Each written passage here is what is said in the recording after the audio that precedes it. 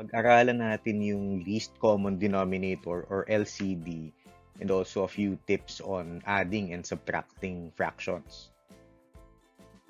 The least common denominator is the lowest common multiple of the denominators, no, of a set of fractions. So, ibig sabihin, ito yung pinakamaliit na number na pwedeng gamiting denominator. Pareho lang siya ng approach ng LCM kung naalala nyo, yung least common multiple. So una, kailangan i-list down yung prime factors ng bawat number. Pangalawa, i-group yung common factors and then i-identify yung mga natitira.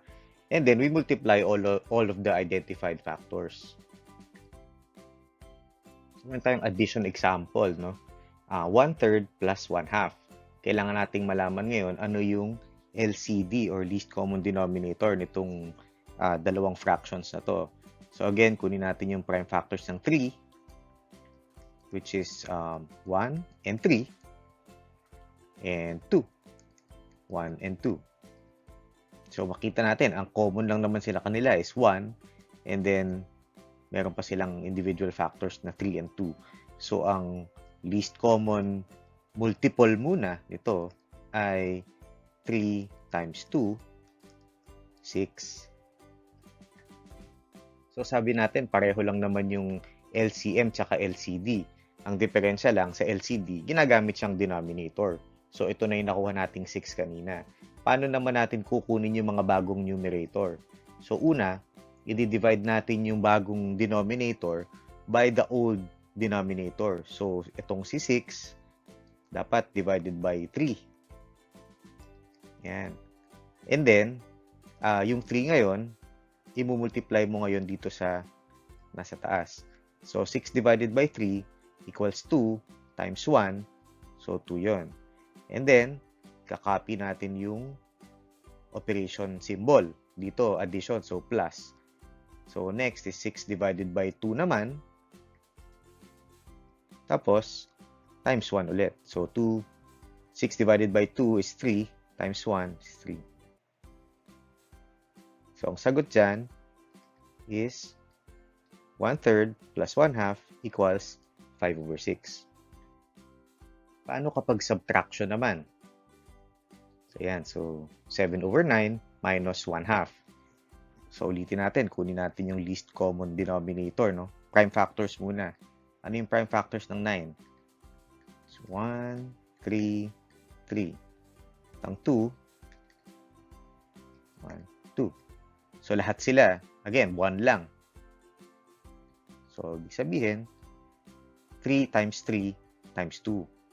So, ang least common denominator natin dito is 18. Now, 18 divided by 9 equals 2 times 7, that's 14. Okay? And then, we will copy the operation symbol minus. So, 18 ngayon, divided by 2 equals 9 times 1. So, 9. 14 minus 9, all over 18. So, ang sagot mo ngayon dito, 7/9 minus 1/2 equals 5/18.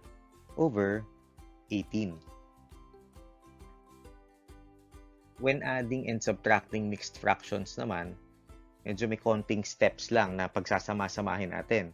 Kasi una, gusto natin i-convert muna to an improper fraction. Saka natin hahanapin yung LCD, and then co-compute natin yung numerator, and then we'll do the operation, and if needed, we'll convert it back to a mixed fraction. Okay? Medyo mahaba, pero madali lang ma-memorize yan. So dito, una, convert muna to an improper fraction. So 3 times 3 equals 9 plus 1, that's 10. Over 3 plus 2 times 4, 8 plus 1, 9 over 2. Next is we need to find the least common denominator. Sabi natin, ang 3 and 2, ang LCD nila is 6. So, 6 divided by 3, 2 times 10, that's 20, plus 6 divided by 2, 3 times 9, 27. So, that gives us 47 over 6. So, dahil improper siya, we'll convert it back to a mixed fraction. So, ang sagot natin dyan is 7 and 5 over 6. So, pag subtraction naman, again, convert muna natin to an improper fraction, no? So, 4 times 15, that's 60, plus 3, 63 over 4. Okay? 6 times 8 is 48, plus 5, that's 53. Minus 53 over 6.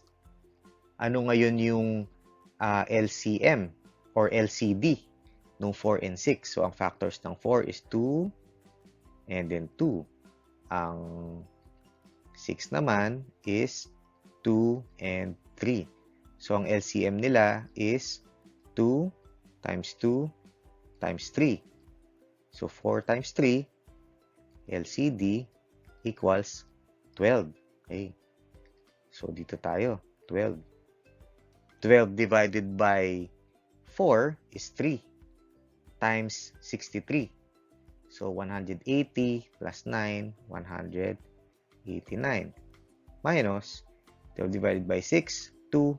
That's 106. So, isasubtract natin. Sagot natin ngayon is 189 minus 106. That's 83 over 12. Or, in simplest form, or kapag babalik natin to a mixed fraction, so 83 divided by 12, it gives us what? 72. So, that's 6. And then, 11 over 12. So, yan na ulit yung quick lesson natin on LCD, adding and subtracting fractions. Again, keep learning, keep practicing.